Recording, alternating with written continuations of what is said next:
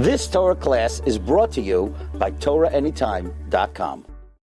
Okay, good afternoon, everyone. Shalom Aleichem, Bruchim Habayim. This is our final shiur before the Yom Tif of Purim, Haba Aleinu L'Tova. So we have a very exciting shiur coming up. This shiur is going to elevate your appreciation for the behind the scenes of the Purim story. Public service announcement. We have 2 Svarim that are in the queue. If anybody would like to mishtatef, Sefer on Chinuch Habanim is complete and being prepared for publication. If anybody would like to mishtatef, and the upcoming Sefer on Lag BaOmer, which we are trying very hard to make sure that it's out not only for Lag BaOmer but soon after Pesach Haba Aleinu L'Tova. We're just finishing up now. If anybody would like to participate, it's coming together very beautifully. Okay, today I would like to share with you a very interesting presentation regarding some of the behind the scenes of the Purim story. Let's see if I could get everyone up here. Or put it here. Okay. There are a number of details in the Megillah, as we know, that Megillas Esther, thank you Ephraim, Shkoyach, Megillas Esther is written Baruch HaKodesh, and every detail in the story was written for one reason and one reason only, for Persume Nisa, like Rabbi Glatstein teaches us on the penultimate pasuk in the Megillah.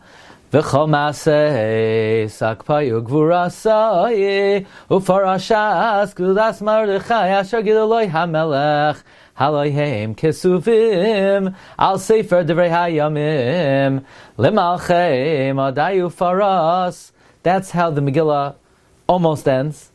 That if you want to know the power, the might, and the intrigue of Mordechai, you got the wrong book. It's inscribed in the Chronicles of Persia and Media. And the question is, well, what is the Megillah trying to tell us? Is the Megillah sending us to the Chronicles of Persia and Media to study the history of Persia, to appreciate the story? Says Rabbi Glatstein, this is a very important pasuk. What this pasuk is teaching me is that Megillah Esther was not written as a history book. It was not written to help us better appreciate the palace intrigue, the historical background. You want to know that? You got the wrong book. Go to the Chronicles of Persia Media. This book was written for one reason and one reason only: Persume Nisa.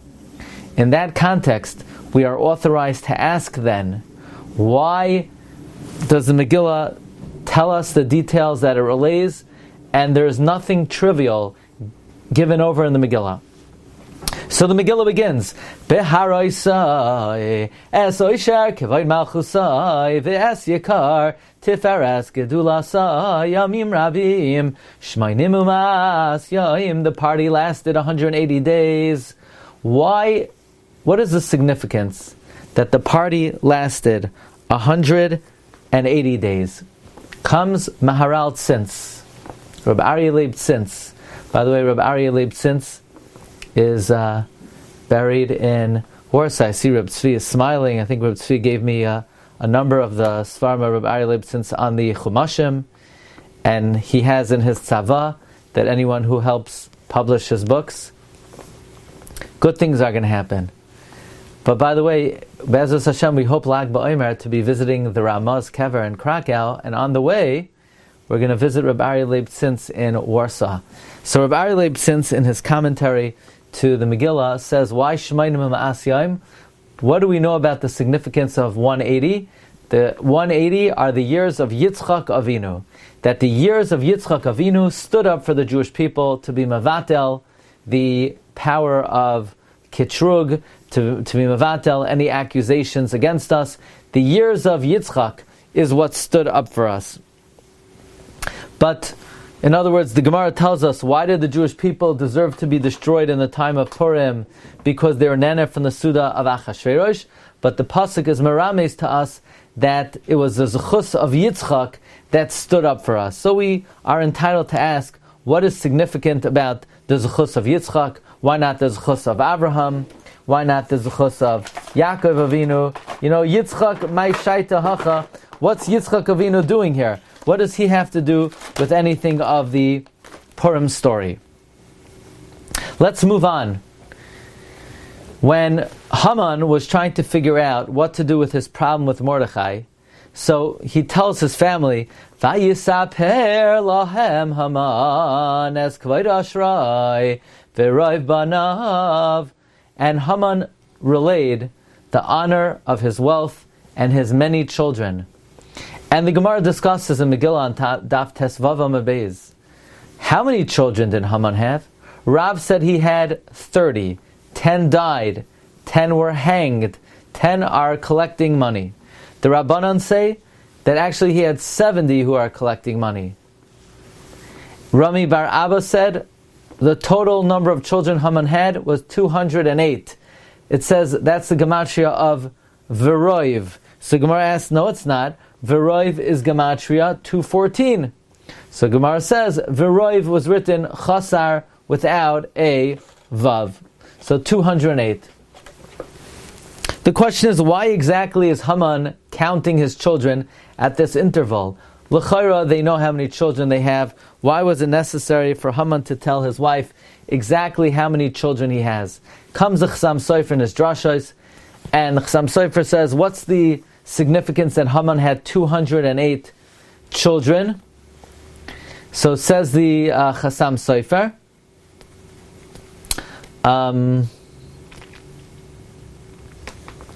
that 208 is the gematria of Yitzchak. We know that Haman came from Esav. Esav was Yoinek. Esav came from the Midas Hadin of Yitzchak. Haman was trying to be Yoinek from the Zechus of his Zayda Esav and Esav's Kibbut Avaim. So Haman was trying to drum up the Zechus of his Zayda Yitzchak Avinu by saying he has 208 children. 208 is gematria Yitzchak. Yitzchak is gematria 208. So again, we're seeing that there's this very significant connection between Yitzchak Avinu and the Purim story, where the party lasted 180 days, keneged the years of Yitzchak Avinu. And Haman had 208 children, gematria Yitzchak. What exactly is this, the connection between Yitzchak and the Purim story? Now, one of the officers of the king, who's mentioned in the Megillah 2 times, however, there's a discrepancy in the way that this name is spelled, because at first, Ba'yoyim ha'shavi'i ki tov lev ha'melech ba'yoyin amar l'mhuman bizasa charvoina. We all know charvoina. Okay? Charvoina. Not to be confused with Corona, not to be confused with the beer Corona. Charvoina. Okay? He's the guy who we sing about. V'gam charvoina. Yeah, but we're going to talk about him. The first time he's in the Megillah, he spelled Ches, Reish, Vez, Vav, Nun, Aleph. However, at the end of the Megillah, Vayoymer charvoina echad min asarisim lefnei hamelech. And there we'll notice charvoina is spelled with a hey at the end. Why? Haloi davarhu. Why the first time is he spelled with an aleph and then a hey? Comes Pirkei Rabbi Lezer. And Pirkei Rabbi Lezer says that Achashverosh returned from the garden. What did Michael do? He picked up Haman above Esther as if Haman was going to coerce Esther. The king comes back and he says, Hagam lichba ishes hamalka imi babais. You're trying to conquer the king, the queen with me in the house? So what did the king do? The king commanded to hang him. Like it says, Vayomer hamelech teluhu alav. What did Eliyahu do at that moment? Eliyahu put on his best costume. Eliyahu put on his charvoina costume. Now I challenge anyone out there, anyone who this year gets dressed up as charvoina will win a free pocket-sized edition of the Concealed and the Revealed. Not the big one, I can't promise that, but the pocket size. You know, this year the pocket size edition came out. Anyone who dresses up as charvoina. Now you say, how do I dress up as charvoina? I don't know. That's your problem. My My problem is I have to get you the pocket-sized edition of the Concealed and Revealed, and you have to figure out how you're going to dress up as Charvoina. But if you do, it's all yours.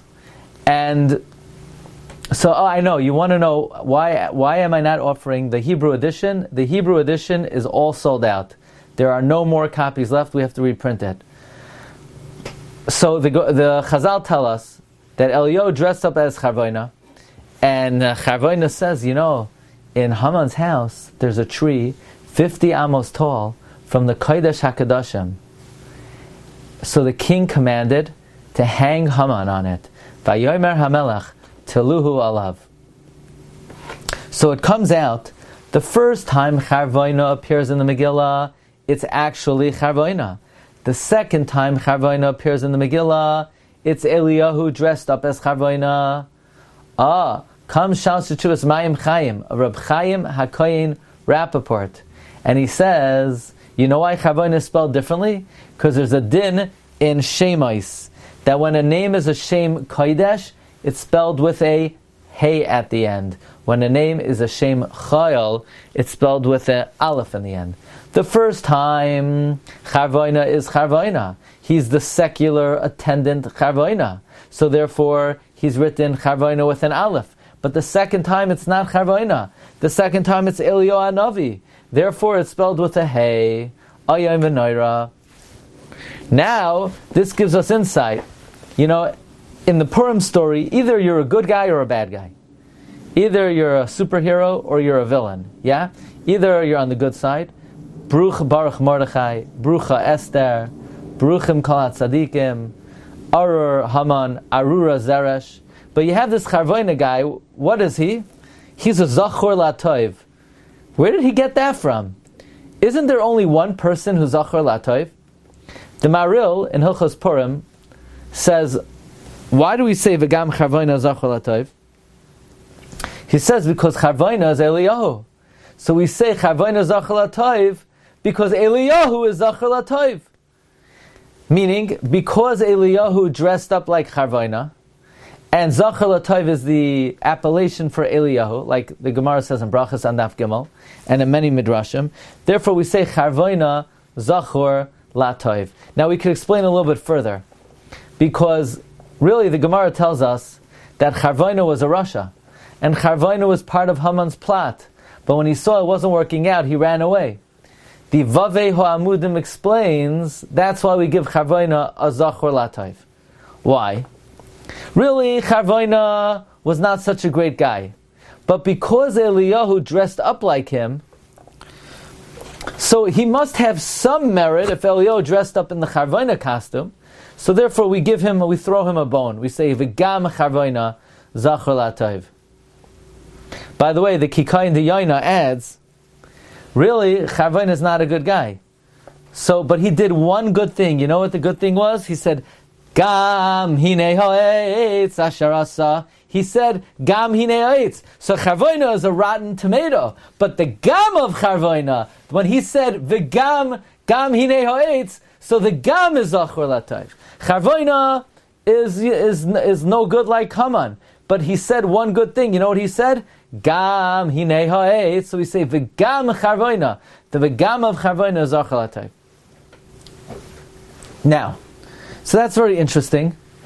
So we see that the party lasted 180 days, connected the years of Yitzchak, and Haman had as many children as the gematria of Yitzchak. But let's try to analyze for a moment. There's another individual who makes a guest appearance in the Megillah multiple times, and that is Eliyahu Hanavi Zachor Latov. Eliyahu Hanavi. Where do we find him in the Megillah? You're not going to find him in the 167 psukim in the Megillah. But you will find him in behind the scenes. The Medrash in Esther Rabbah tells us that Rabbi Yitzchak Nafcha said that Haman Harasha came with great accusations. Haman said to Achashverosh that their God hates arayos. Let's make a party. We'll get them to eat. We'll get them to drink. We'll get them to engage in low behavior. And Mordechai called out and he said, don't go to the party. He only invited you to prosecute you in the Shamayim, and they didn't listen to him. So the Satan was malshin before HaKadosh Baruch Hu. He said, Ribbanu Shalom, enough already with these Jews. You got to get rid of them. They don't do tshuva. So the Satan says, I'm going to write, they should be destroyed. The Satan went and he wrote in a Megillah, and the Torah started to weep bitterly. And even the Malachi Asharis cried out in tears. And they said, if Klal Yisrael will be batal, what's the world for? Says the Medrash, Miyad, Ratz Eliyahu Zachor Latov B'Bahala. Eliyahu ran out in haste. He went to the Avos. He went to Moshe. He said, forefathers, how long will you sleep and not pay attention to the trouble of your children? The angels, the sun, the moon, the constellations are crying. Why don't you pay attention? So the Avos said, what did the Jews do wrong? And Achashverosh said, I'm sorry, Eliyahu said they were nana from the Suda of Achashverosh. So the Avos said, well, in that case, then there's nothing we could do. So Eliyahu ran to Moshe. He said, Raya Mehemna, you stood up for them many, many times. What are you going to do now?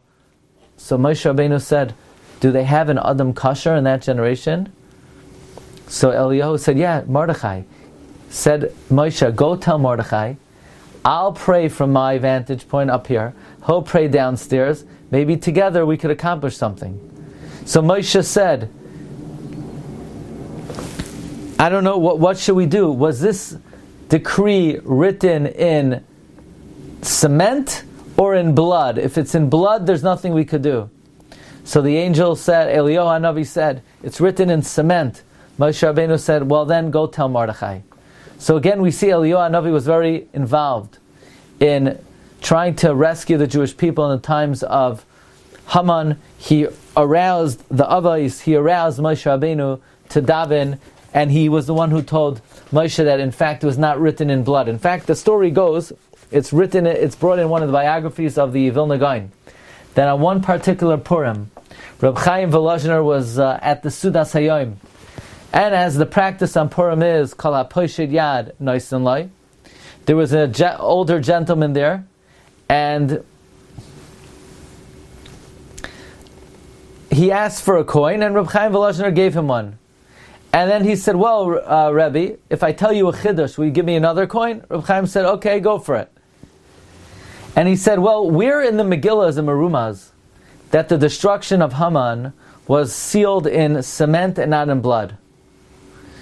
So they said, no, good question, tell us. He said, the pasuk says, Ki Haman ben Hamedasa Tzoyer HaYehudim Asher Chashalidim Lihumam Ule'abedam can be read V'loi bedam.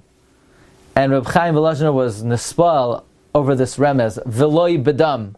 So when he went to visit the Vilna Gaon, he told the Vilna Gaon, and the Vilna Gaon said, there's no question that gentleman who told you this chiddush was none other than Eliyahu Hanavi.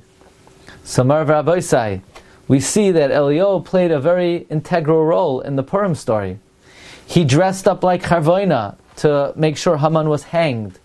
He was the one who woke up the Avos and Moshe Rabbeinu. He even came in the times of the Reb Chaim Volozhiner to explain how we know that the decree was not fait accompli. And furthermore, there's another Gemara Megillah, Tezvav Amud Beis. The Gemara discusses many, many opinions. Ma ra'asa Esther shezimna es Haman. What did Esther see fit that she invited Haman to the party? The Gemara brings very many opinions. Rabbi Lezer says she was trying to get him to take a misstep. Rabbi Yeshua says that she learned it from her father, that if your enemy is hungry, feed him bread. Rabbi Meir says